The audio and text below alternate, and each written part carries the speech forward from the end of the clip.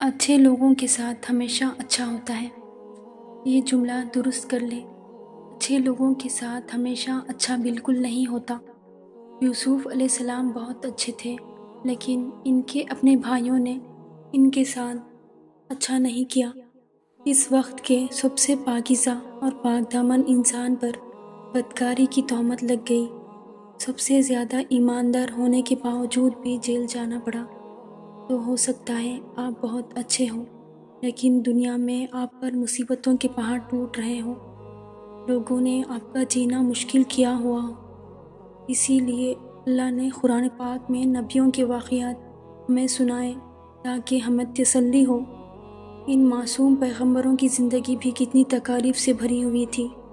کیونکہ دنیا جزا اور سزا کی جگہ ہی نہیں ہے۔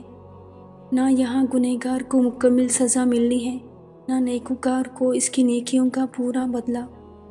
حساب و کتاب کی جگہ میدان حشر ہے، جہاں ہر اچھے کے ساتھ اچھا ہوگا۔ جزا اور سزا کے فیصلے وہاں ہوں گے۔